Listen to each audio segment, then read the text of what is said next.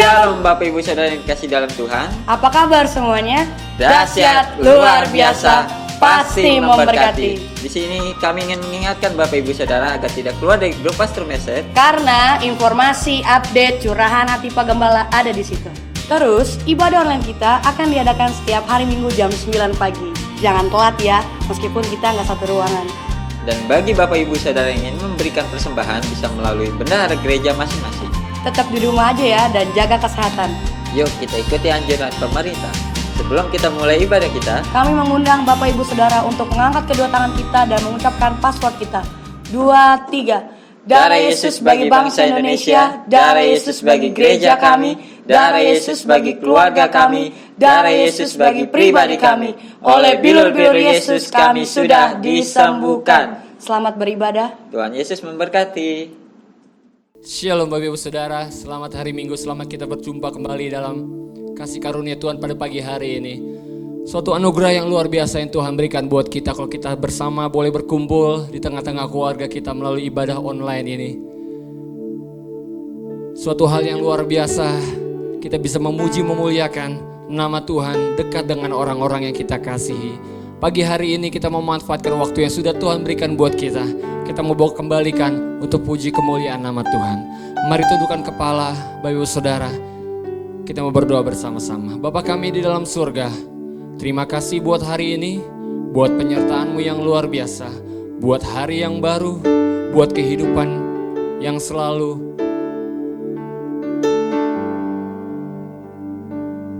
luar biasa dalam setiap kehidupan kami.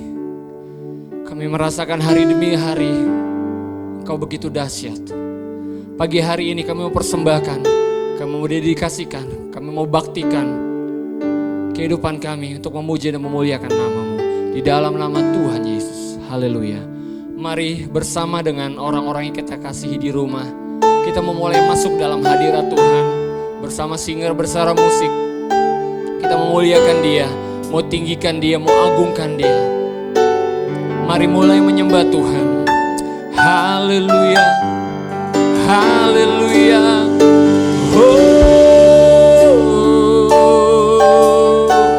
Terima kasih, terima kasih. Sebab Engkaulah perisai kami Tuhan, Engkaulah kekuatan kami, Engkaulah sumber kekuatan kami Tuhan. Pagi ini mau kami nyatakan Tuhan dalam setiap kehidupan kami Tuhan. Engkaulah perisaiku, Engkaulah perisaiku. Saat badai hidup menerpaku, firman-Mu di dalamku.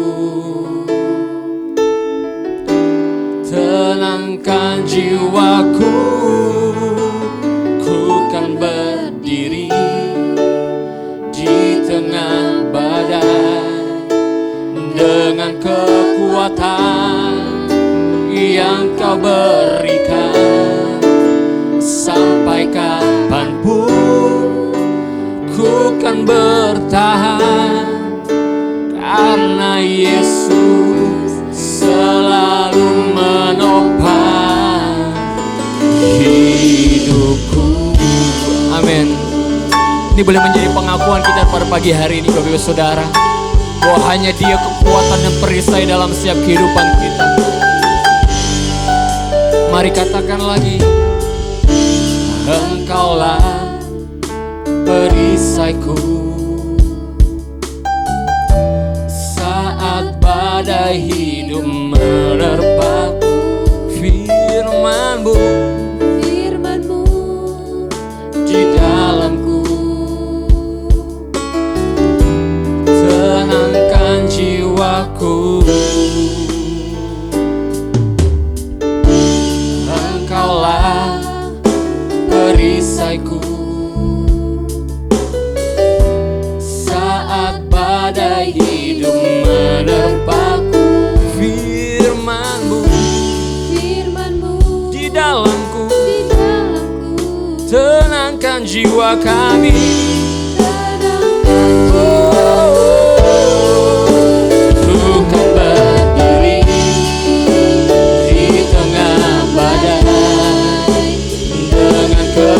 kekuatan yang kau berikan. Sampai kapanpun ku kan bertahan, karena Yesus selalu. Ku kan berdiri di tengah amin yang kau berikan. Sampai kapanpun ku kan bertahan, karena Yesus selalu menopang hidupku. Mari lebih lagi bersama katakan, ku kan berdiri di tengah badai dengan kekuatan sampai kapanpun ku kan bertahan, karena Yesus selalu menopang. Ku kan berdiri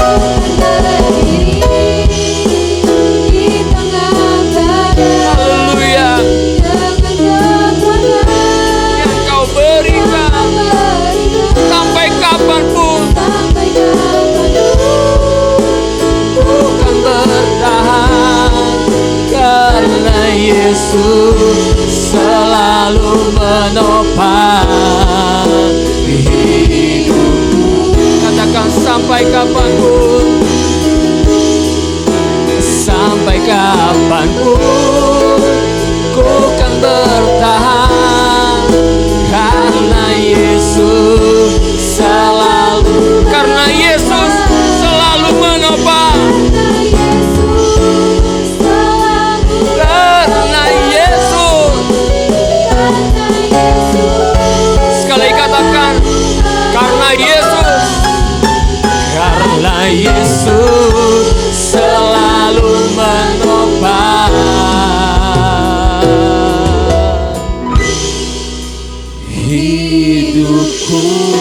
Mari beri tepuk tangan buat Allah kita, beri sorak-sorai buat Dia, naikkan pengagungan buat Dia pada pagi hari ini. Mari ajak keluarga kita masing-masing menyembah Tuhan. Mari kita saling membakar satu sama lain. Kita mau masuk dalam hadirat Tuhan, karena hanya Dia sumber kekuatan kita.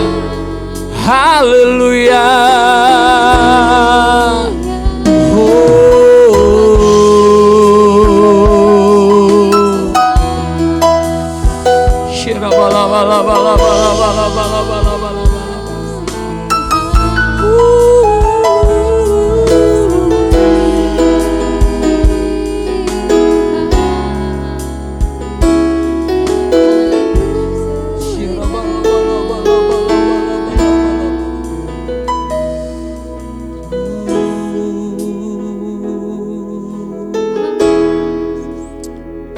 Kami percaya kuasa-Mu itu terlebih besar dari apapun dalam setiap kehidupan kami, Tuhan. Kami percaya adalah jawaban dari semua ketidakpastian dunia ini, Tuhan. Pagi hari ini kami mau katakan, kuasa-Mu terlebih besar, kuasa-Mu terlebih besar, kuasa-Mu terlebih besar. Haleluya.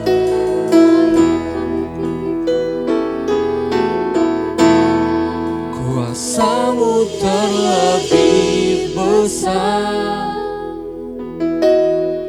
Tuhanku terlebih besar.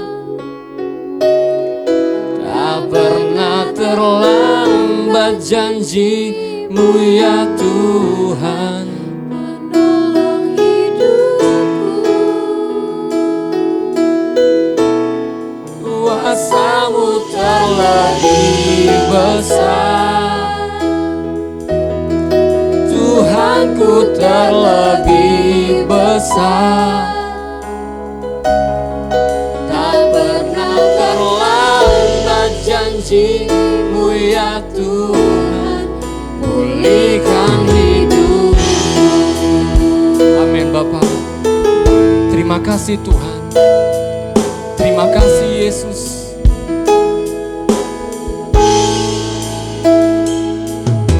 Hanya Kau Tuhan penolongku.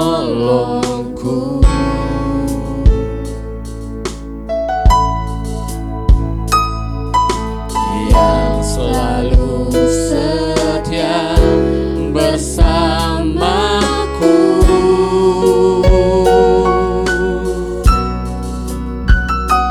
Kasih-Mu yang sanggup mengubah kehidupanku. Sungguh ku berserah, sungguh ku berserah. Mari katakan bersama, kuasa-Mu terlebih besar. Tuhanku terlebih besar. Tuhanku terlebih besar.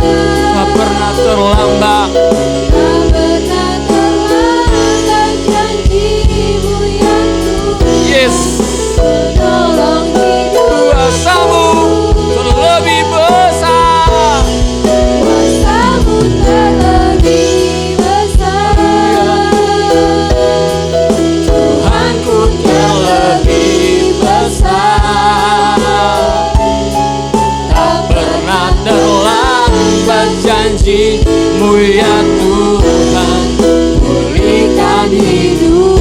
Mari angkat tanganmu dan katakan, ku percaya Kau bekerja mendatangkan kebaikan hidupku. Kami percaya Kau yang bekerja Kau bekerja mendatangkan kebaikan, mendatangkan kebaikan, mendatangkan kebaikan, mendatangkan kebaikan,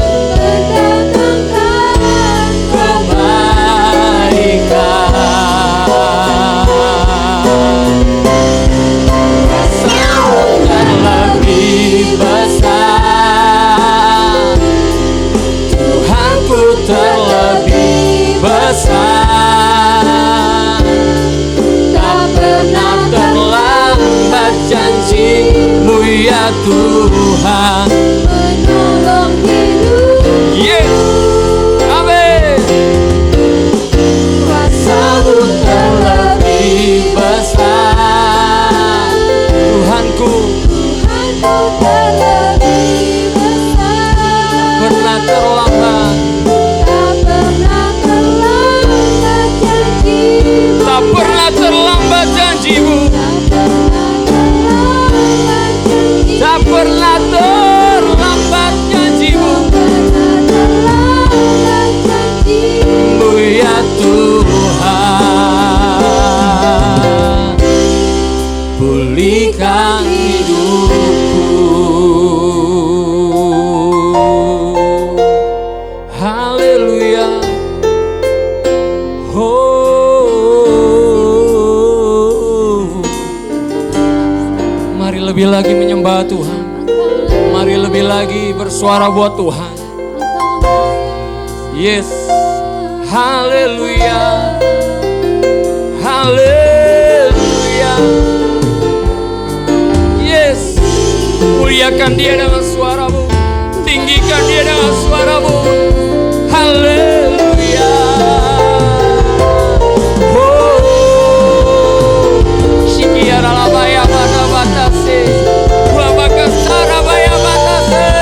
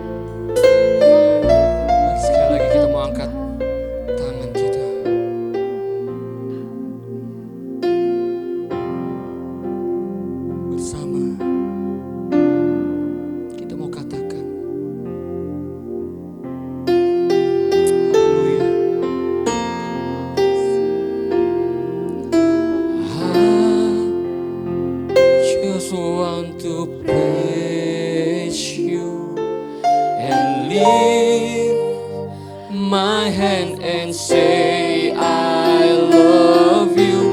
You are everything to me, and as I your holy name, as I your holy name,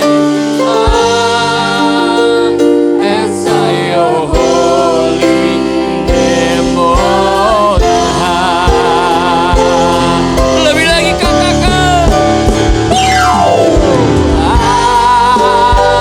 just want to bless you and lift my hand and say I love you.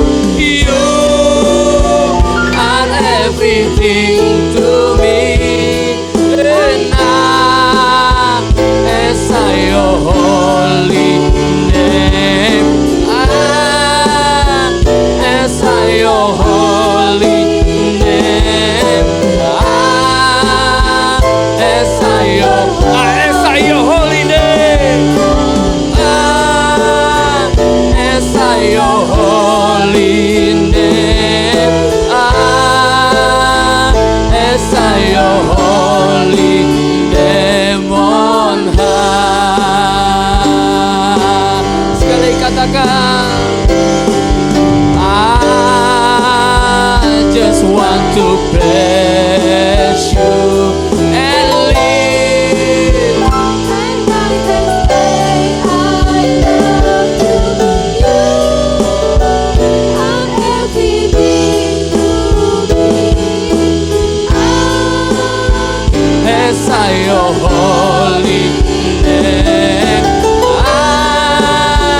as I your holy name, as I your holy name,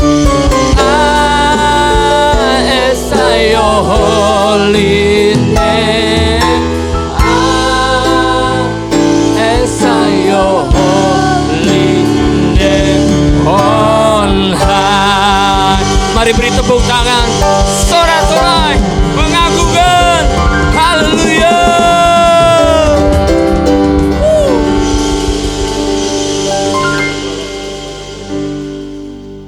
Segala puji, segala hormat, segala kemuliaan bagimu Yesus. Terima kasih Tuhan buat kasih setiamu yang selalu ada dalam setiap kehidupan kami. Kami tahu namamu adalah sumber kepastian di tengah ketidakpastian yang sedang terjadi ya Tuhan. Dan biar kami selalu berlindung dalam kepak naungan sayap-Mu Tuhan. Dan pagi hari ini Tuhan, apapun kondisi yang kami alami Tuhan, kami percaya Tuhan, kami tetap meninggikan namamu Yesus, nama di atas segala nama Tuhan. Haleluya. Amin. Mari sekali lagi kita mau angkat tangan kanan kita. Kita mau angkat pengakuan iman kita bahwa Yesus Engkaulah Tuhan dan Raja dalam setiap kehidupan kami. Sebanyak 5 kali dan haleluya sebanyak 3 kali. Bersama-sama 2, 3. Yesus Engkaulah Tuhan dan Raja kami. Yesus Engkaulah Tuhan dan Raja kami. Yesus Engkaulah Tuhan dan Raja kami. Yesus Engkaulah Tuhan dan Raja kami. Yesus Engkaulah Tuhan dan Raja kami. Haleluya, haleluya, haleluya.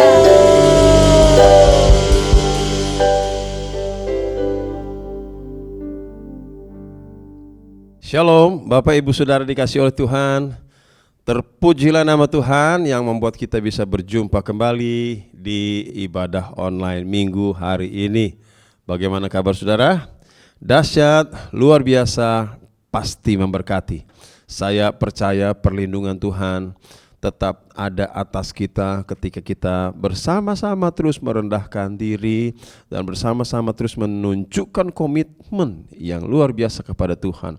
Saya mendengar kabar-kabar yang positif yang luar biasa dari kehidupan sidang jemaat Tuhan, khususnya di gereja yang kita gembalakan bersama-sama.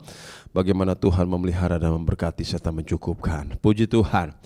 Bapak Ibu Saudara, di pagi hari ini kita akan melanjutkan bagian kedua, part kedua, haleluya, untuk renungan firman yang minggu lalu telah saya sampaikan bagian pertamanya tentang cara hidup dekat dengan Tuhan.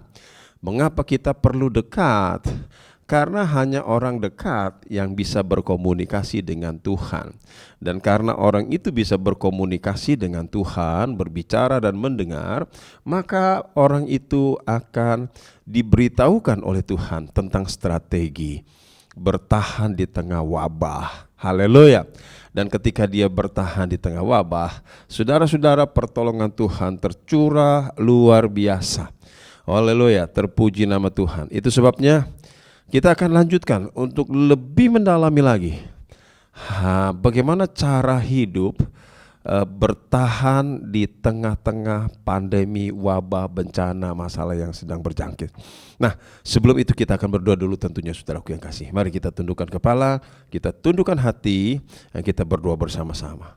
Bapa di dalam sorga, Bapa yang kami panggil dalam nama Tuhan kami Yesus Kristus, tibalah saatnya kami untuk kembali men-sharingkan firman-Mu tentang bagaimana caranya kami bisa hidup dekat dengan Tuhan.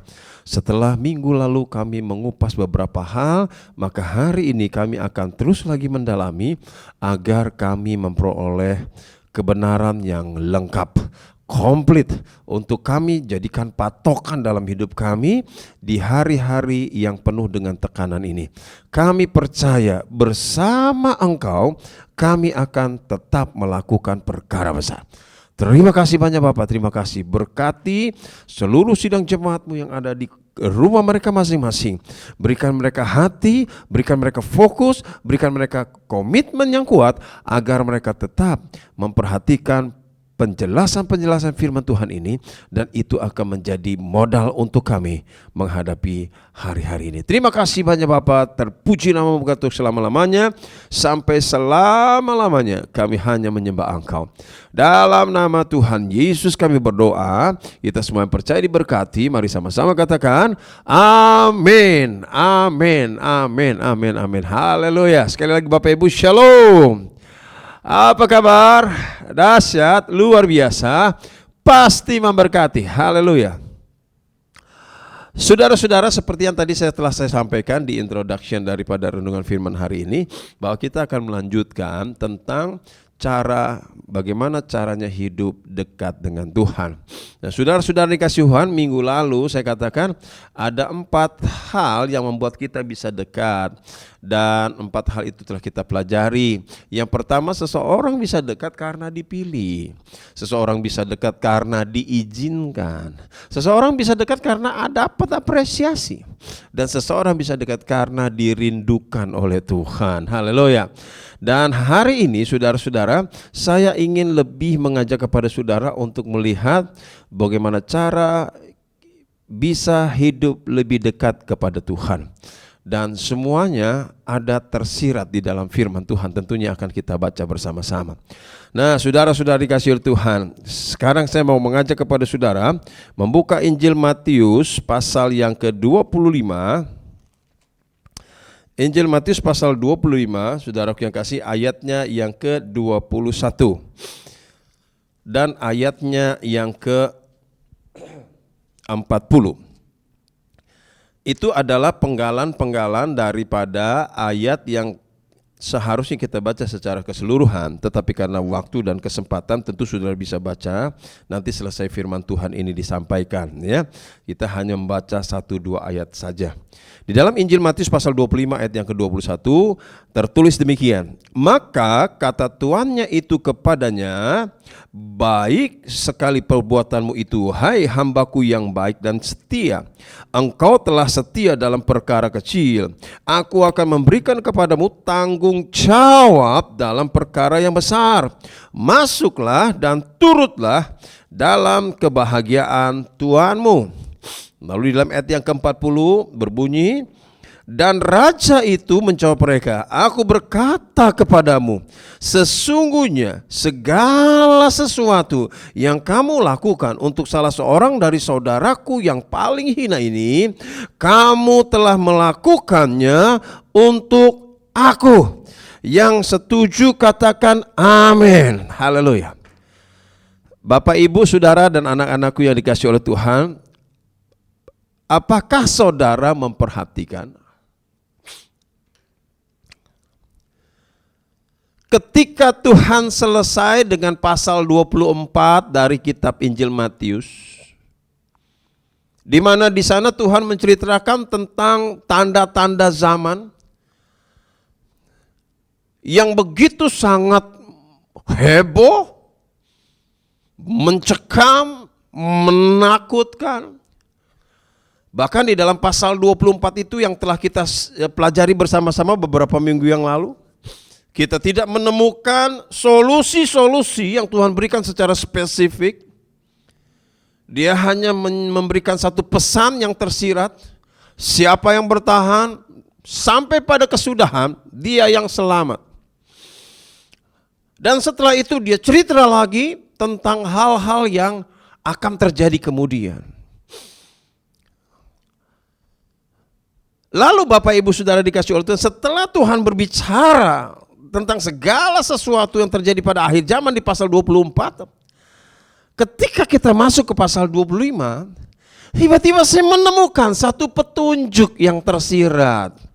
Rupanya saudara-saudara yang dikasihi oleh Tuhan, di dalam pasal 25 inilah Tuhan memberikan pesan kepada gerejanya, Tuhan memberikan pesan kepada hamba-hambanya, Tuhan memberikan pesan kepada kita semua, bagaimana cara menghadapi situasi-situasi akhir zaman.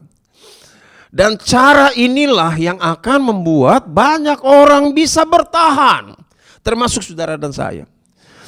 Syukur kepada Tuhan ketika saya mempelajari firman ini, saya digerakkan, dijelaskan oleh Roh Kudus bahwa itu solusi yang Tuhan beritahu kepada gerejanya ketika dia selesai menjelaskan tentang akhir zaman di pasal 24.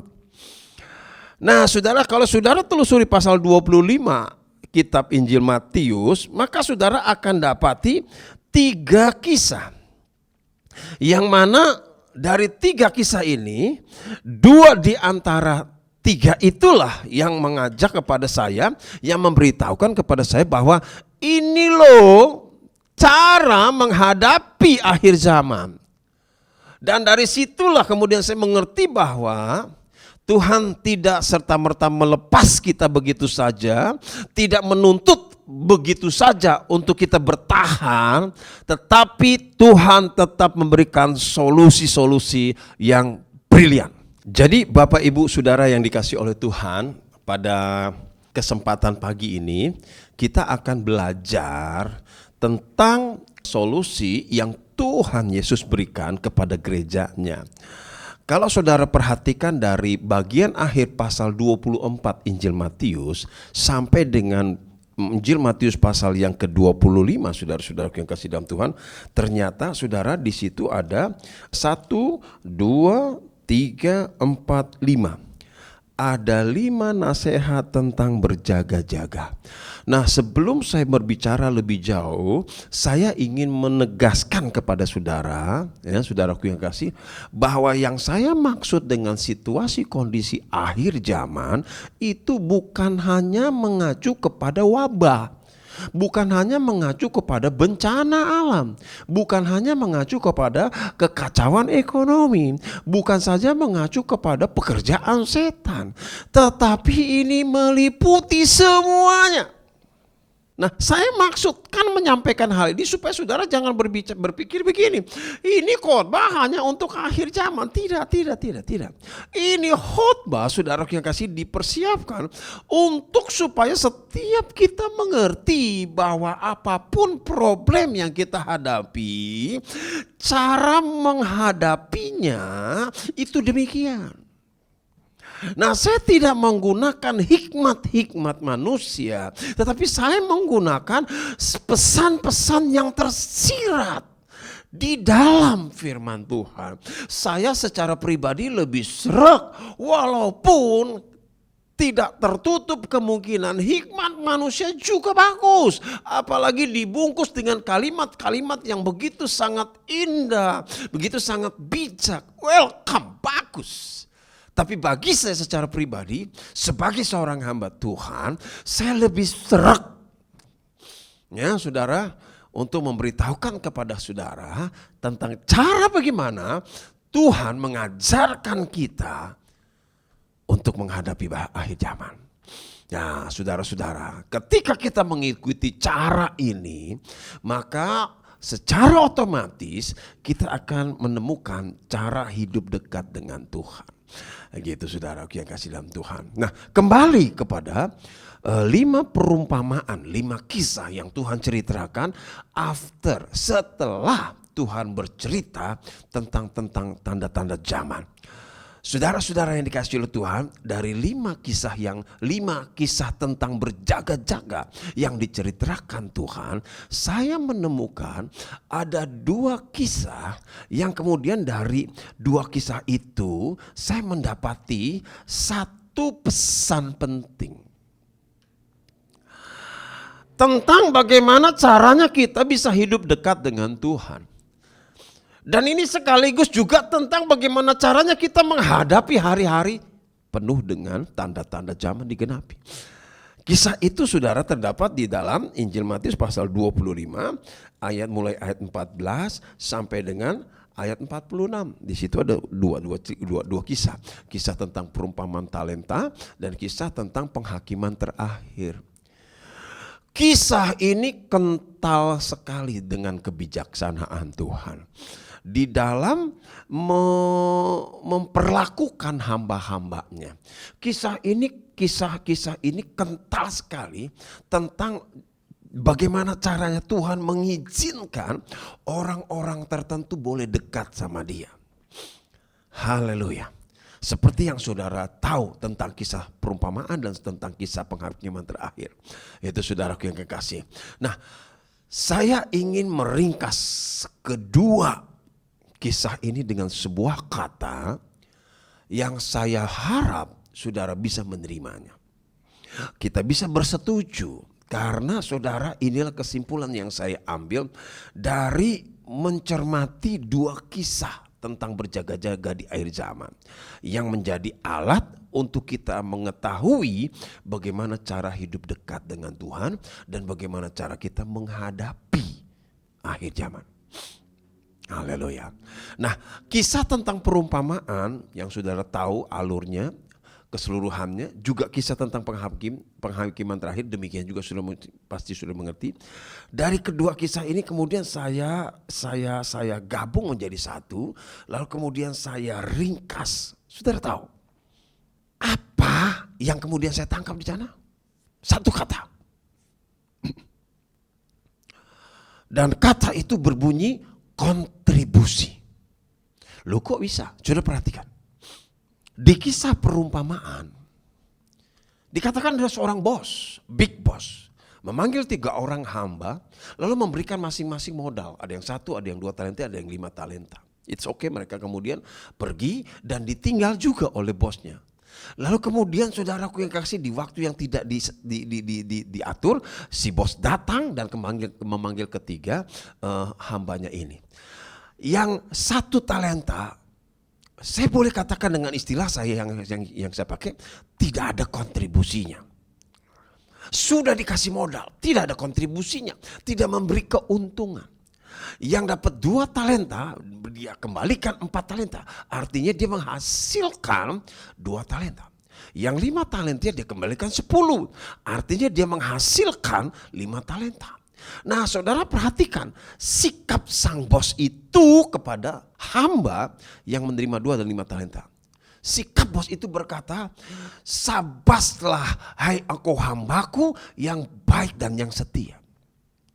Kontribusimu luar biasa. Sekarang masuklah 1 meja makan, 1 seperjamuan kamu dengan saya. Nah, saudara-saudara, dari itulah kemudian saya menyimpulkan gitu saudara-saudara ya. Saya menyimpulkan bahwa kontribusi dari kedua hamba Ya, yang satu yang hamba yang dapat 2 talenta dan yang satu hamba yang dapat 5 talenta itu menjadi bukti bahwa Tuhan mengapresiasi, bahwa Tuhan memperlakukan hamba ini dengan baik karena kontribusinya bagus. Di dalam perumpamaan yang kedua, perumpamaan tentang penghakiman yang terakhir lebih tajam lagi kalau sudah perhatikan di sana, di mana ada satu pengadilan, ada singgasana diceritakan di sana katanya, di mana Tuhan duduk di atas tahtanya. Lalu kemudian memisahkan semua bangsa di atas muka bumi ini ke kanan dan ke kiri. Sebagian ke kanan, sebagian ke kiri maksud saya. Yang ke kanan dia katakan engkau adalah domba-dombaku. Dan yang ke kiri dikatakan engkau adalah kambing-kambing. Dan seperti yang saudara tahu, arti daripada klasifikasi yang dilakukan ini. Saudara-saudara, pada saat Tuhan memisahkan orang-orang yang di sebelah kanan ini menjadi golongan domba, yang sebelah kiri menjadi golongan kambing, mereka bertanya. Mereka juga tidak tahu kenapa saya dipisahkan. Mengapa saya masuk ke golongan domba? Mereka tidak tahu. Saudara, pemisahan ini bisa saja terjadi di dalam sebuah keluarga, bisa saja terjadi di dalam sebuah gereja, bisa saja terjadi di dalam sebuah komunitas. Ya, tidak di satu gereja ke kanan semua. Maybe bisa begitu. Tidak satu keluarga ke kanan semua. Itu yang ada di dalam bayangan saya. Nah, saya mau lanjutkannya begini, saudara. Ketika Tuhan berbicara tentang perumpamaan penghakiman terakhir, ternyata, saudara, orang-orang yang dipisahkan ini nggak sadar, oh kenapa saya dipisahkan. Lalu yang mengatakan kenapa saya ada di sebelah kanan. Lalu mungkin dia berkata kenapa istri saya ada di sebelah kiri. Ada apa? Lalu Tuhan menjawab. Mereka bertanya maksud saya, dan mereka bertanya dan berkata kepada Tuhan, Tuhan, kenapa saya dipisahkan ke kanan? Lalu Tuhan berbicara, perhatikan saudaraku.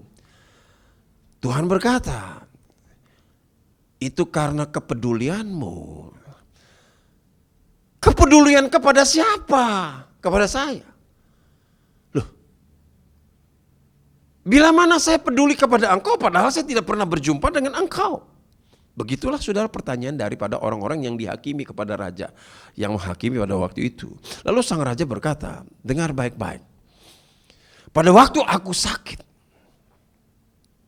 pada waktu aku telanjang, pada waktu aku lapar, pada waktu aku jadi orang asing, pada waktu aku di penjara, kamu datang menolong saya. Katakanlah begitu kesimpulan segala sesuatunya. Tambah bingunglah orang-orang ini. Mereka mungkin main lihat-lihatan dan berkata, kapan sang raja di penjara, kapan sang raja kelaparan, kapan sang raja sakit, kapan sang raja jadi orang asing, kapan sang raja mengalami hal-hal yang diucapkan. Lalu kebingungan ini dijawab oleh sang raja. Di dalam ayat yang ke-40, Injil Matius pasal yang ke-25. Sudah lihat di sana. Sang raja berkata, dan raja itu akan menjawab mereka. Aku berkata kepadamu, sesungguhnya segala sesuatu yang kamu lakukan untuk salah seorang dari saudaraku yang paling hina ini, kamu telah melakukannya untuk aku. Ini ayat menjadi berkat buat saya yang sangat luar biasa. Kenapa saudara-saudara? Saya menemukan ada dua golongan manusia pada hari-hari terakhir yang akan dijaga Tuhan, diberkati Tuhan, dibela oleh Tuhan. Siapakah dia? Yang pertama, dia sebut sebagai saudaranya yang paling hina. Siapakah saudaranya yang paling hina? Nanti saya akan jelaskan. Yang kedua, golongan yang kedua yang dia bela, yang dia protek dan dia berkati, yang dia jaga, itu adalah orang-orang yang memberikan kepedulian kepada saudaranya yang hina itu. Dua, saudaranya yang hina dan orang yang memperhatikan saudaranya yang hina. Beberapa waktu lalu kepada jemaat Tuhan, saya mengingatkan kepada saudara bahwa strata kedekatan seseorang ditentukan status. Masih ingat saudara? Status yang jauh itu adalah orang Kristen awam. Yang lebih dekat dari orang Kristen awam kepada Tuhan itu adalah murid. Yang lebih dekat dari seorang murid adalah sahabat. Nah, beberapa waktu lalu saya katakan, yang lebih dekat dari seorang sahabat siapa? Mempelai. Tetapi ternyata Tuhan mengingatkan saya hari-hari, hey, di antara sahabat dengan mempelai itu ada saudaraku. Sebuah status yang diberikan Tuhan kepada seseorang dan Tuhan menganggap orang itu dialah saudaraku. Nah, siapakah saudaranya yang paling hina yang dimaksudkan di dalam ayat ini? Kenapa saudaranya bisa mengalami pengalaman-pengalaman pahit? Seperti yang dikatakan di dalam ayat yang ke-35. Sebab ketika aku lapar kamu beri aku makan, ketika aku kamu beri kamu minum, ketika aku orang asing kamu beri aku tumpangan, ketika aku telanjang kamu beri pakaian, ketika aku sakit kamu rawat aku, ketika aku dalam penjara kamu kunjungi aku. Ini loh saudara. Dan ternyata ketika saya selidiki dalam Alkitab, khususnya di dalam Injil Matius pasal 12.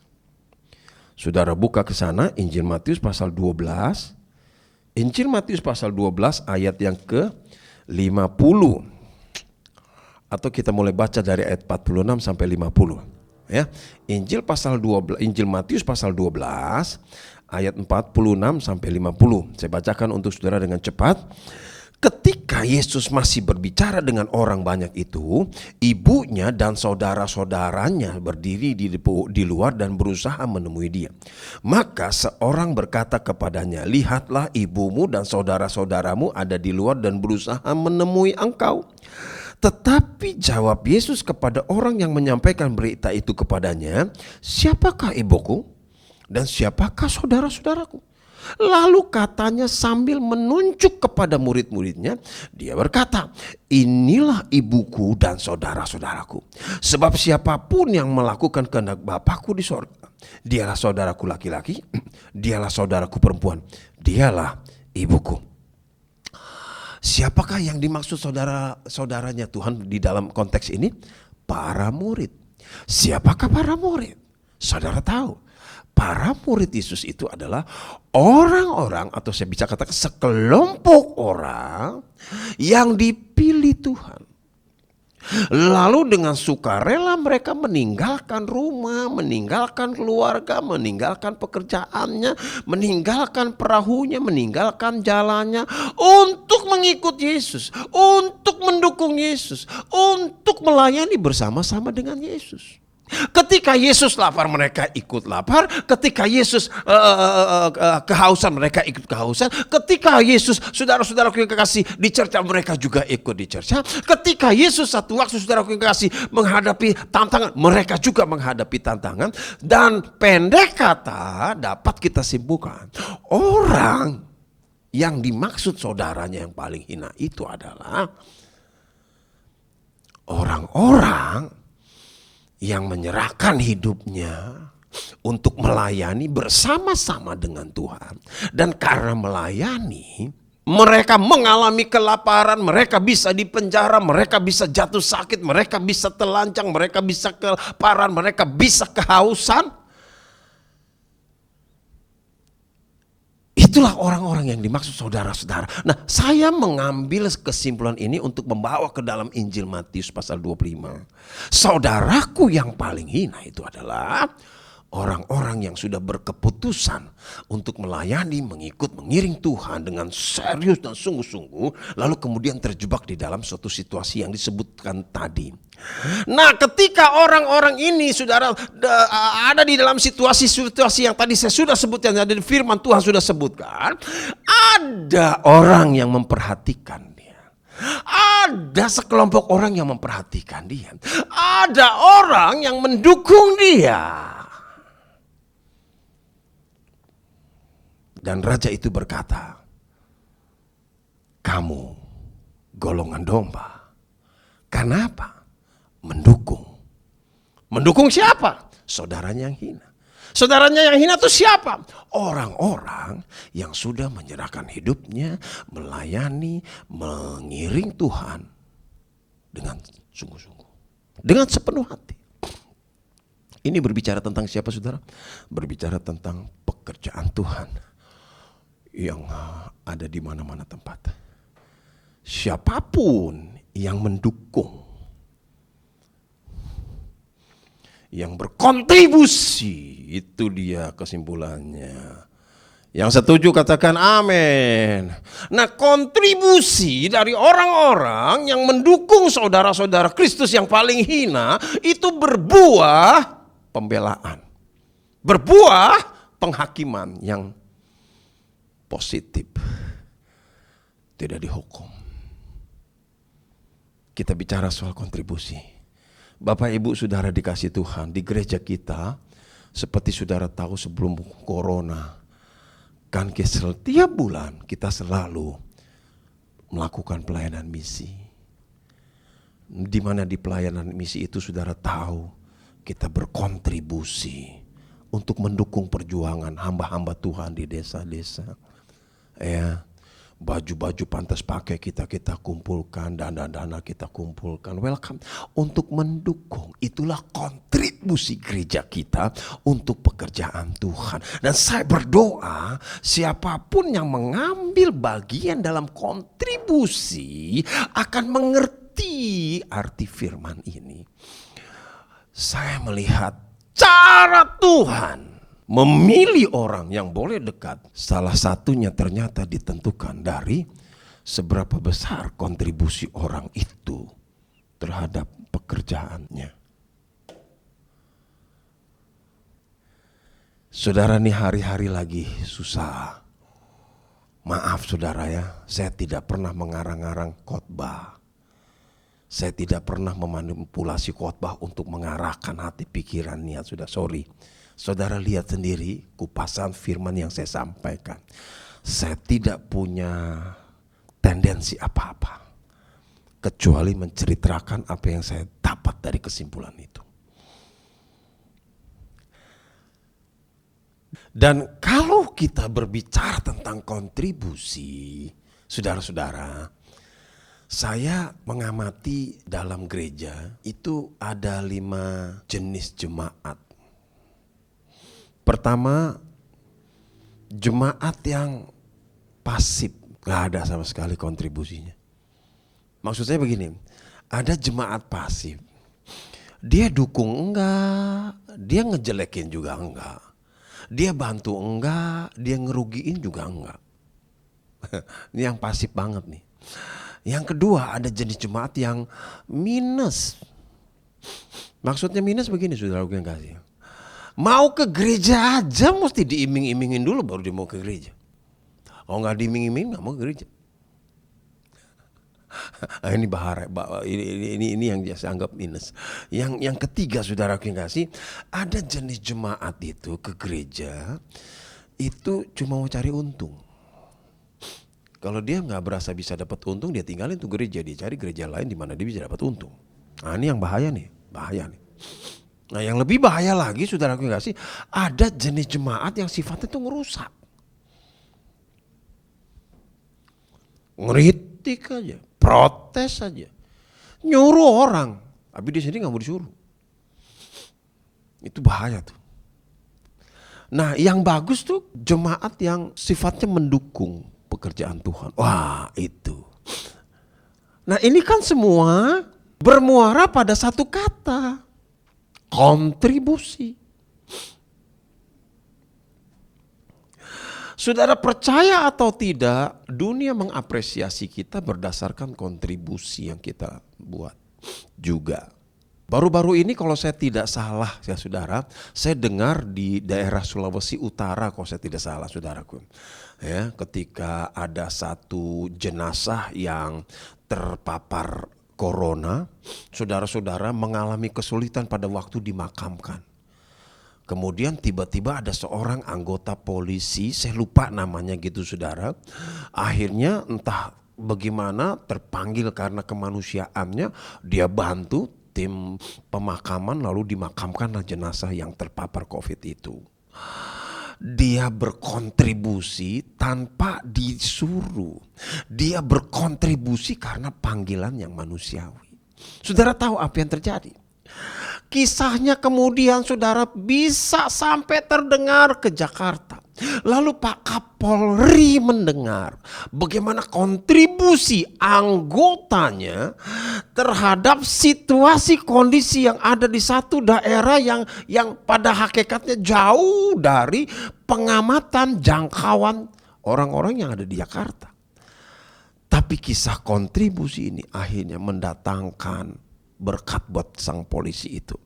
Kalau saya tidak salah saudara-saudara ya, dia diberikan kesempatan untuk mengikuti pendidikan yang lebih lanjut lagi.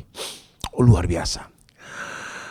Jadi saudara-saudara dikasih oleh Tuhan, jangan sampai pasif. Apalagi minus. Jangan sampai ke gereja cuma cari untung.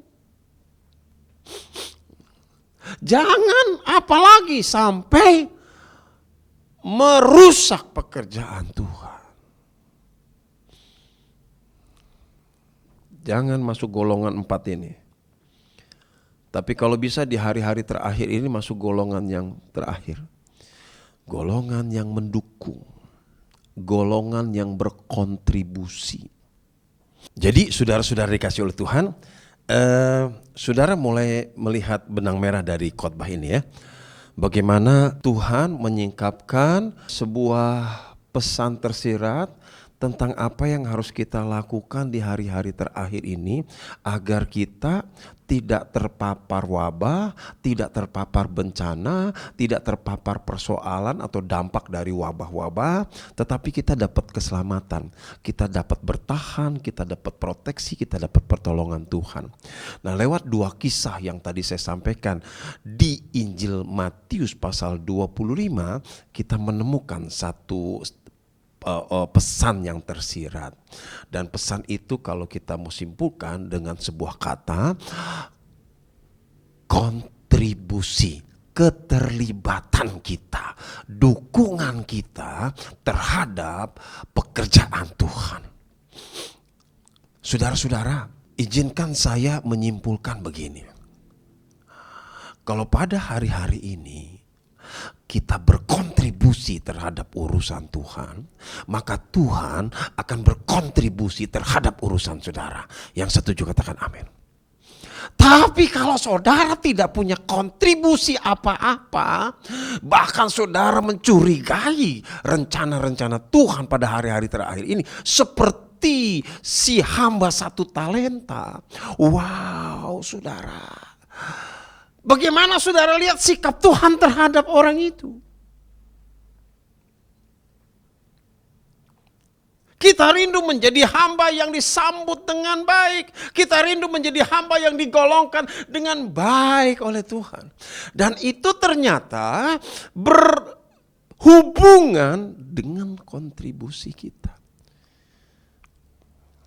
Bahkan saudara-saudaraku yang kasih, kalau boleh saya lebih pertajam lagi supaya enggak asal kontribusi juga, saudara, maksud saya mau katakan kontribusi yang model bagaimana yang Tuhan inginkan. Nah, itu yang saudara mesti cari, karena tidak mendukung sembarang dukung, tidak mendukung asal mendukung. Semua harus berdasarkan hitungan dan strategi yang Tuhan buat. Yang baik dukungannya belum tentu juga saudara kadang bisa diterima. Makanya saudaraku yang kekasih, jangankan saudara melakukan keempat hal itu. Katakanlah saudara melakukan, saudara adalah jenis jemaat yang mendukung, yang berkontribusi. Tetapi kalau dukungan dan kontribusi saudara tidak serak di hati Tuhan, tidak sesuai dengan hati Tuhan, ditolak juga. Saudara ingat Daud waktu ingin membangun bait Allah? Bagus gak niatnya? Bagus. Aku akan bangunkan engkau bait yang lebih indah dari istanaku. Tuhan bilang, saya gak mau. Tanganmu penuh darah. Kumpulkan saja bahan-bahan pembangunan untuk bait.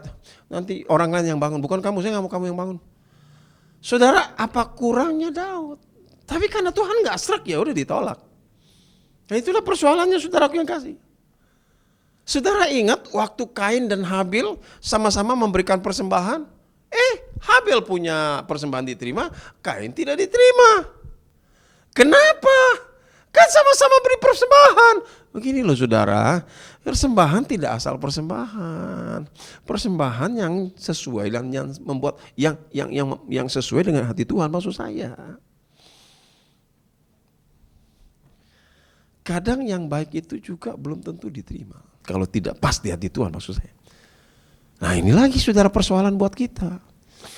Makanya saudara, kontribusi adalah sesuatu yang bagus. Tapi tidak sembarang kontribusi diterima Tuhan. Ini saja bermasalah, ini saja sulit.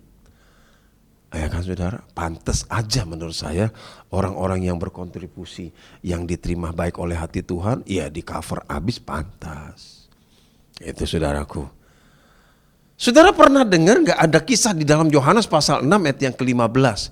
Ketika ada begitu banyak orang takjub saudara-saudara terhadap mujizat penggandaan roti. Dan kemudian mereka kenyang.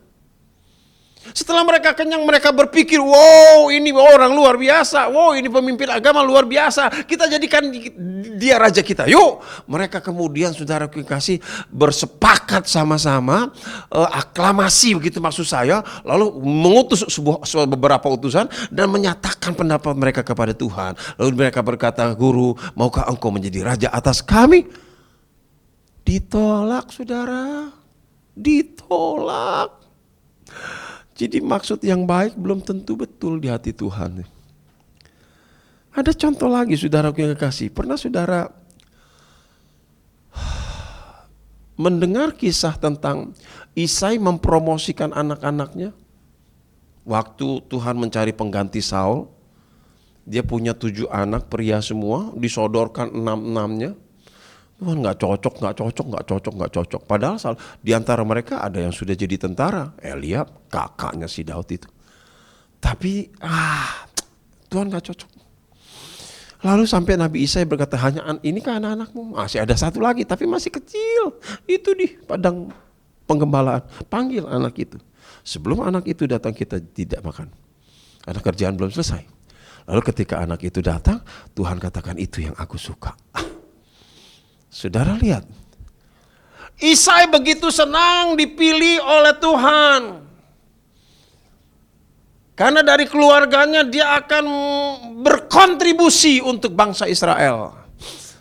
Dia sodorkan semua anaknya, tapi Tuhan kata enggak. Bukan. Yang itu yang dipilih. Saudara itu.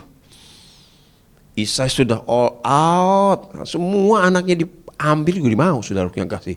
Karena itu bagian dari pengabdian, bagian dari kontribusi hidup keluarganya. Tapi Tuhan gak terima semua tuh.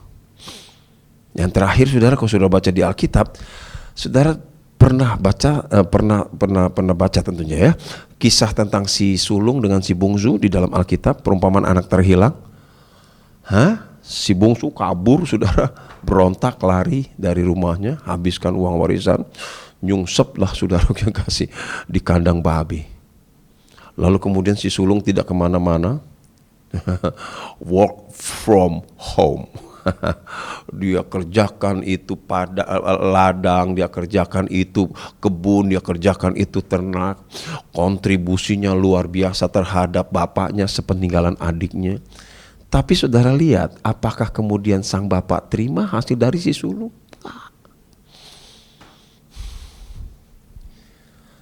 Biasa-biasa aja. Baru setelah si bungsu pulang, hati sang bapak bergembira lagi, hati sang bapak hidup lagi. Si sulung marah. Kenapa jadi begini? Iya dong dek, iya dong ko, iya dong kak. Adikmu yang hilang sudah kembali, adik yang mati sudah bangkit lagi, aku senang. Seolah-olah sang Bapa berkata, kalau kamu mau dukung, kalau kamu mau berkontribusi terhadap kehidupan Papa, cari si bungsu.